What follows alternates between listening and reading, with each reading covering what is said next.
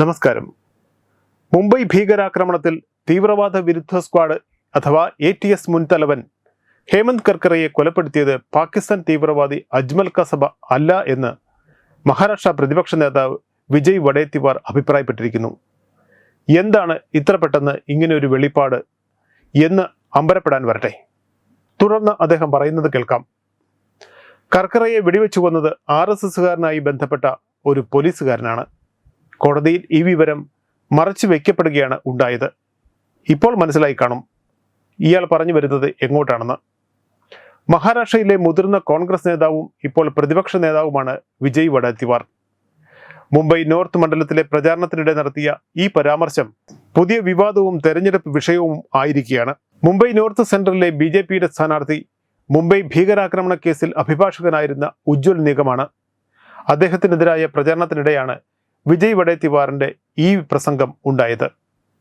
അജ്മൽ കസബിന് വധശിക്ഷ വിധിക്കപ്പെട്ട വിചാരണയിൽ പബ്ലിക് പ്രോസിക്യൂട്ടറായിരുന്നു ഉജ്ജ്വൽ നിഗം.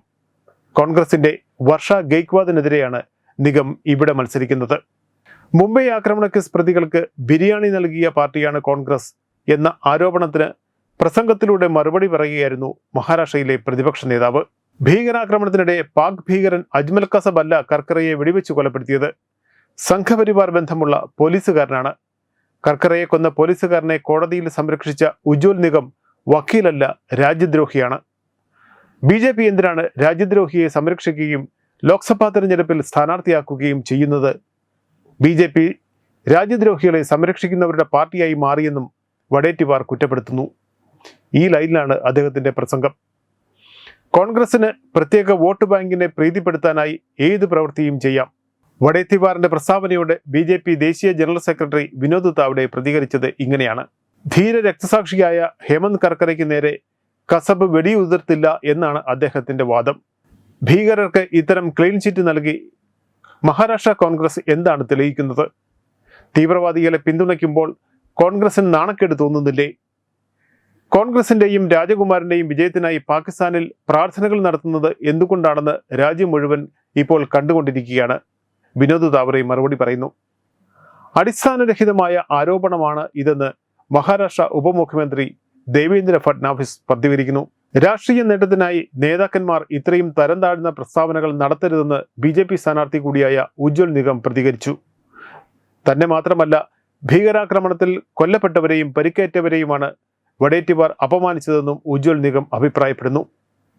പ്രസ്താവന വിവാദമായതോടെ വഡേത്തിവാർ തിരുത്തൽ വരുത്തി. ഇത് തന്റെ അഭിപ്രായമല്ല. 2009 SM മുഷറിഫ് എഴുതിയ ഹൂ കിൽഡ് കർക്കറെ എന്ന പുസ്തകത്തെ പരാമർശിക്കുകയായിരുന്നു താൻ എന്നാണ് പുതിയ നിലപാട്. മുൻ പോലീസ് ഇൻസ്പെക്ടർ ജനറലും മഹാരാഷ്ട്ര മന്ത്രിയും നാഷണലിസ്റ്റ് കോൺഗ്രസ് പാർട്ടി നേതാവുമായ ഹസൻ മുഷറിഫിന്റെ സഹോദരനാണ് SM മുഷറിഫ്.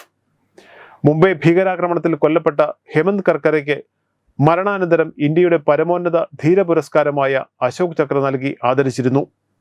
ആക്രമണത്തിനിടെ ജീവനോടെ പിടിക്കപ്പെട്ട ഭീകരൻ അജ്മൽ കസബിനെ വിചാരണ ചെയ്ത് തൂക്കിലേറ്റുന്നതുവരെ ഉജ്ജ്വൽ നിഗം രാജ്യത്തിനു വേണ്ടി കോടതിയിൽ പോരാടി.